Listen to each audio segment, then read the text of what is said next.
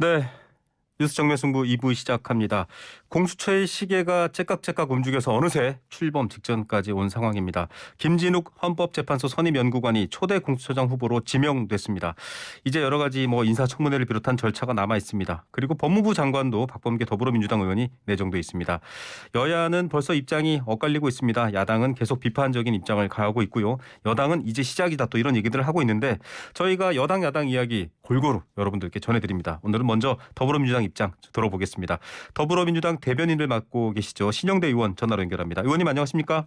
네, 안녕하세요. 신영대입니다. 네, 공수처장 후보도 이제 지명이 됐습니다. 거의 출범 직전까지 온 상황인데 여당 어떻게 평가하고 또 해석하고 계시는지요? 네, 두 분이 그 공수처장 후보 추천위에서 추천됐잖아요. 네. 김진욱 후보자하고 이건희 후보자 두 분 추천된 두 분 모두 대한변호사협회 추천으로 올라오신 분이었거든요. 네. 그분 중에서 오늘 그 김진욱 후보가 추천됐는데요. 네. 어쨌든 김진욱 후보자 같은 경우들은 판사 경험이랄지 또 변호사 생활도 하셨고 헌법재판소 선임연구관까지 하셨고요. 과거에 이제 특검 수사관까지 경력이 있기 때문에 네. 아마 전문성에 대한 정확한 전문성과 공정성을 좀 평가한 결과가 아니겠나 생각됩니다. 네. 예. 앞서 저희가 이제 더불어민주당에 계셨다가 지금 밖에 나가신 금태섭 전 의원과 얘기를 나누는데 형사부 경험은 좀 부족하고 전문성이라든지 이런 게 아무래도 판사 출신이셔서 부족하다라고 하는데 여당에서는 또 그렇지 않다라고 보시는 건가요?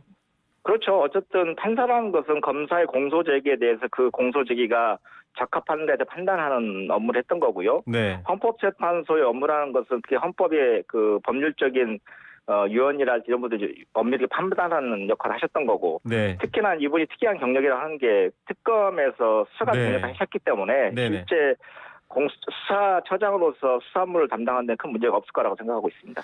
예, 이게 야당의 비토권 얘기를 계속 야당은 또 야당뿐만 아니라 범야권에서 반복하면서 결국은 좀 정권에 유리한 방향으로 만들어지는 공수처지 않느냐라고 계속 비판하고 있거든요. 계속 좀 네. 설득을 하셔야 될 것 같은데 어떤 얘기로 말씀해 주시겠습니까?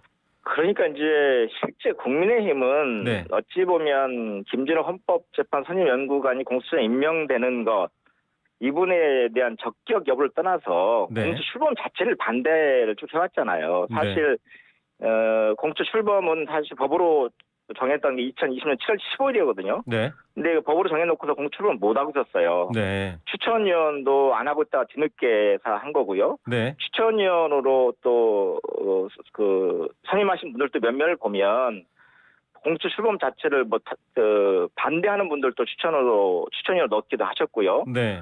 또 그 내에서도 회의 과정에서 계속적으로 반대 의사를 본인들이 추천한 후보에 대해서도 반대 의사를 표명해 왔거든요. 결과적으로는 네. 공수처 출범을 막으려고 했던 거지 공수처 출범에 협조하던 모습이 전혀 아니었다고 생각해요. 네. 그러다 보니 이제 결국은 김진욱 후보자가 지명된 거 역시도 동의할 수 없는 것 같은데 이게 네. 실제 김진욱 후보자 같은 경우를 보면 방금 전에 말씀드린 대한변협이 추천을 한 거예요. 네네. 대한변협이 저희 당에 대해서나 우리 정부에 대해서 그렇게 항상 우호적이거나 이러지 않았거든요. 네. 철저하게 법률적 근거에 의해서 비판적 입장을 취하기도 하고 어떤 때는 긍정 입장을 취했던 이런 조직이잖아요. 변협이라는 조직이. 네. 여기서 두 분을 추천했던 거 그분이 된 거거든요. 예를 들면 네. 법무부 장관 추천 후보도 탈락했잖아요. 네네. 저희 민주당에서 추천한 후보도 탈락했잖아요. 네. 그러면 이 정도 됐으면 이제 국민의힘이 협조를 하는 게 맞는 거죠.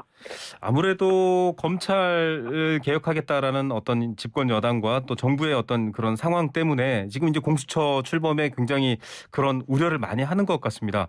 네. 그런 이를테면 좀 정부 우호적이다라는 비판에 대해서는 그렇지 않다라고 충분히 말씀하실 수 있는 게 있나요?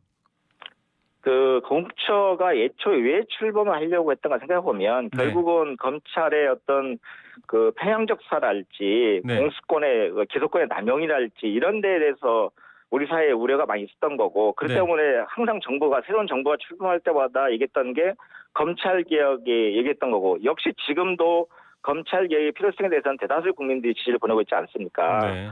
근데 검찰의 독점적인 기소권과 수사권 이런 부분 자체를 그래도 견제할 수 있는 어떤 기구가 필요하다. 네. 서로 그 검찰과 공수처가 서로 좀 견제하고 균형을 맞출 수 있는 게 필요하다고 해서 공수처 출범한 거잖아요. 네네. 사실 아시다시피 공수처는 검사와 판사 우리 사회 고위 공무원들 수사하는 거지만 네. 공수처 소속의 검사들은 또 검찰청의 검사들이 또 수사할 수 있는 거거든요. 네. 서로 누군가는 나의 비리에 대해서 우리의 비리에 대해서 보고 있고 이것을 언제든 간에 수사 대상 결정을 인지한다고 한다면 이건 오히려 바람직한 방해라고 보는 거죠. 예. 자, 공수처는 누가 그럼 견제하냐에 대해서 야당은 또 문제 제기를 했는데 그렇지 않다. 여전히 검찰이 또 공수처에 대한 수사 견제도 가능하다라는 입장으로 설명해 주셨습니다. 실제 아시겠지만 공수처 검사가 네. 기소할 수 있는 대상은 누구냐면요. 네. 판검사와 경무관 이상의 경찰 공무원만 직접 기소할 수가 있어요. 네. 나머지 부분 자체는 공수처가 수사를 해서 검찰로 넘기면 중앙지검으로 넘기면 중앙지검의 검사가 기소 여부를 판단할 수 있거든요. 네.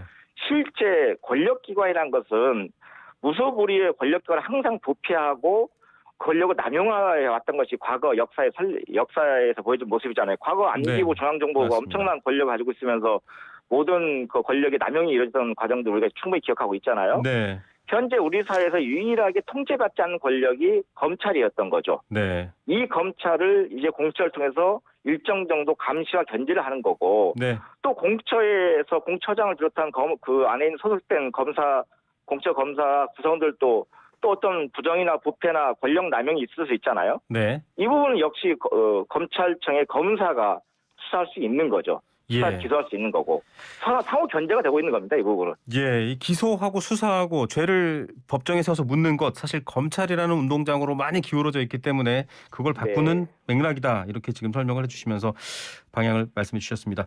어떻게 이제 공수처는 뭐 곧 출범할 것이다라는 얘기가 지난번 대통령의 언급도 있으셨고 얘기가 되고 있는데 네. 인사위원회도 있고요, 지금 인사청문회도 네. 있지만 공수처 네. 검사를 뽑기 위한 인사위원회도 있고 여기에 전부 다 야당이 사실은 들어가거든요. 그런데 뭐 우리 들러리면 안 들어가겠다 이런 입장을 밝히기도 했고 반대를 할 수 있는데 사실 정치 입법의 영역에서는 여당에서 좀 설득을 하셔야 될 것 같다라는 생각도 있고 어떻게 돌파해 나가실 생각입니까? 저는 좀 이제 공수처장이 임명됐기 때문에 인사청문회 과정에 이분이 과연 공수처장으로서 중립적이고 공정하게 잘 그 역할을 할 수 있는가에 대해서 네, 정책과 생각에 대해서 물어볼 수 있는 기회를 가졌으면 좋겠고요. 네네, 적으로 그렇게 네. 하고 인사위원회 같은 경우들도 들러리가 아니라 본인이 들러리가 되고 싶으면 되는 거지만 들러리가 안 되게 해야 되지 않겠습니까? 네. 들어와서 네, 지금 실제 그 공수처장 같은 경우도 변협 추천하신 분이 처장으로 임명됐죠, 그죠? 네, 그리고 차장은 이제 처장이 제청을 하면 대통령이 임명하게 돼 있어요. 네, 그 대통령이 임명하는 게 아니라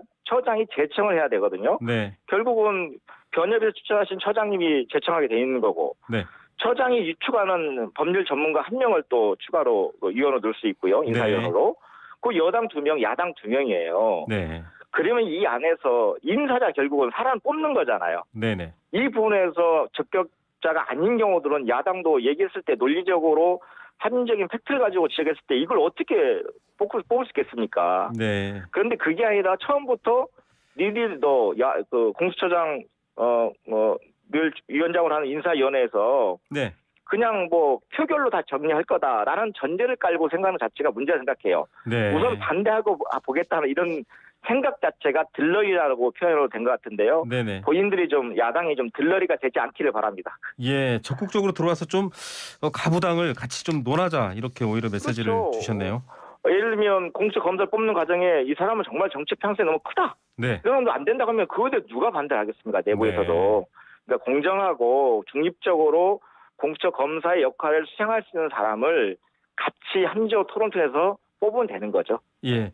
자, 뭐 공수처의 수사 대상은 뭐 대략 7,000명이라는 말도 있고 좀 좁혀져 있습니다. 고위 공직자이긴 한데 그래서 사실 나온 얘기가 현 정권을 타깃으로 한 수사들도 진행 중인데 이게 네. 공수처가 생기면서 뭐 이게 야당에서 나온 표현입니다만 권력 사수처가 되는 거 아니냐 이런 비판을 하고 있거든요. 이것도 좀 해명을 하면서 가야 될 것 같습니다. 아시다시피 지금까지 이제 검찰의 모습을 보면 새로운 정부가 출범했을 때 정권의 초기에는 지난 정권에 대한 수사를 해요. 네. 그다가 정권 말이 되면 또 현 정권에 대한 수사를 하기 시작해요. 네. 이게 반복적 패턴으로 계속 검찰 권력이 이루어졌던 모습이거든요. 보여졌던 모습인데요. 네. 이제 검찰이 그러다 보니까 결국은 정부는 검찰과 정권 초기에 그 과거의 뭐 권위주의 정권이랄지 박근혜 이명박 정부로 보면 검찰 출신의 선배를 민정수석이나 법무부장 앉혀놓고 네. 솔직히 짬짬이를 해가면서 검찰과 협력관계 이끌어 왔던 거거든요. 네. 그러니까 선택적 수사와 또는 정권 말기에 집중된 수사들이 이루어졌던 건데 네. 이제 이러면 안 된다는 겁니다. 네. 검찰의 수사권은 공평무사하게 5년 내내 네. 그리고 5년 임기가 지난 이후에라도 이루어지지 않는 게 검찰이 수사해야 되는 거죠. 네. 이런 것들이 실제 편향적으로 이뤘던 부분이 이제는 없어져야 된다고 보는 거예요. 예. 실제 정권 내부에 심각한 부정부패가 있으면 그걸 수사를 누가 맡겠습니까? 네. 실제 정부의 모든 취합은 검찰과 경찰에 대해 가지고 있는데 네. 정권 핵심부에 대해서 검찰, 경찰이 그 정보를 인지해서 공처로 수사를 의뢰했을 때 네. 공처가 그 수사 어떻게 회피하겠어요? 네.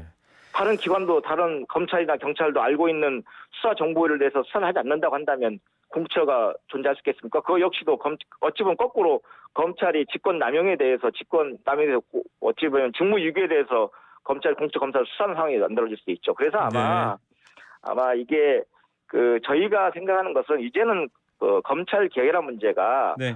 그 소수 몇몇의 검찰 수뇌부 인사권을 통해서 짬짬이 하는 형태가 아니라 제도를 통해서 시스템적으로 권력기관의 균형과 견제가 이루어진다는 취지인 것이지 네. 이게 정권을 유지하기 위해서 우리가 알겠습니다. 보호받기 위해서 하는 건 절대 아닐 거고요. 네네. 천년만 하겠습니까 민주당이 네. 정권 유지를. 알겠습니다. 그 칼날이 공평하게 또 양쪽으로 향하는지 국민 여러분께서 보시면 될 것 같고요. 네, 그럼. 자, 네. 법무부 장관 박범계 의원께서 내정이 됐습니다. 어떻게 평가하고 계십니까? 뭐 어쨌든 그 여러 가지 사법 개혁에 대해서 검찰계에서 오랫동안 소신을 가지고 국회 법사를 일했던 분이고요.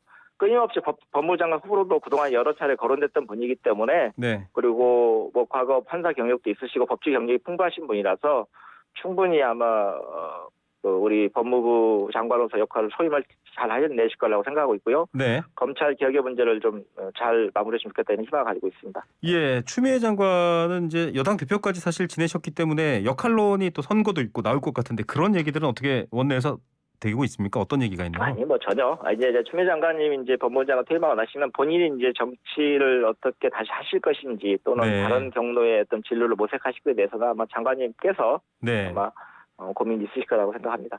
당 차원의 등판 얘기는 없다 이렇게 봐야겠네요. 근데 당에서 뭐 아직 고민하거나 그런 건 없는 거죠. 예, 알겠습니다. 오늘 말씀 잘 들었습니다. 네, 감사합니다. 네, 더불어민주당 대변인을 맡고 계시죠. 신영대 의원이었습니다.